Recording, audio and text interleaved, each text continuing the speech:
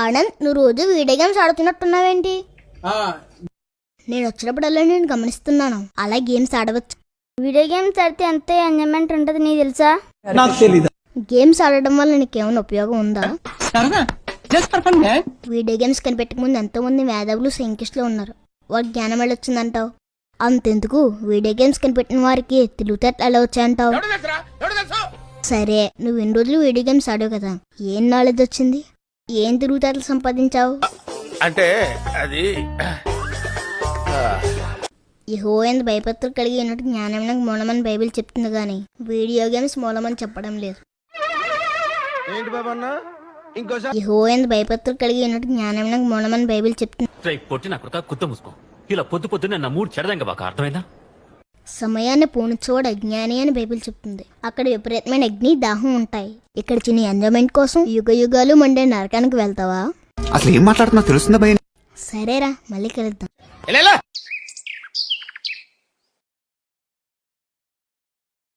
Hi. Sunday school కి రావడం లేదేంట్రా?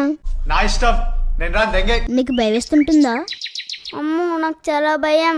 నాకు కూడా చాలా భయం ఉండేది, కానీ దావీదు స్టోరీ విన్న తరువాత నాలో విశ్వాసం పెరిగి భయం పోయింది. నేను మరీ అంత ఎదవలా కనపడుతున్నారా?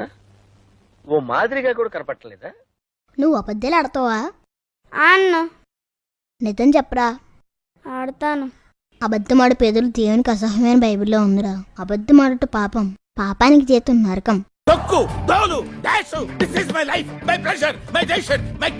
నీ తండ్రి ఆజ్ఞ గేకనము, నీ తల్లి బోధ త్రోసివేయకము అని దేవుడు చెప్పాడు. అసలు ఏం మాట్లాడుతున్నా తెలుస్తుందా భయ? రే, కోపడవాడు మూర్ఖుడని, తిట్టువాడు దోషకుడని, కొట్టువాడు దుష్టుడని దేవుడు చెప్పాడు. అమ్మమ్మమ్మమ్మమ్మ, నేను ఇంటికి వెళ్ళిపోతాను భయ. దీంతో పళ్ళపోతున్నాను భయ. రామచంద్ర ప్రభు. సరే కానీ కార్టూన్ చూస్తే నీకేమొస్తుంది? Happiness, enjoyment. మనం ఆనందించాల్సింది ప్రభువులో, కార్టూన్స్ లో, లోకంలో కాదు.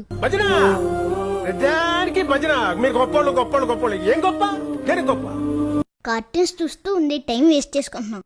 నీ చదువుని పాడు చేసుకుంటున్నావు. ప్రార్థనకు దూరం అయ్యావు, బైబిల్కి దూరం అయ్యావు. అదే పనిగా నీ కళ్ళారోగ్యాన్ని పాడు చేసుకుంటున్నావు.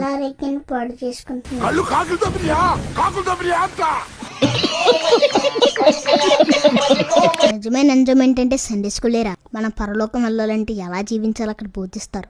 సండే స్కూల్ కి రారా.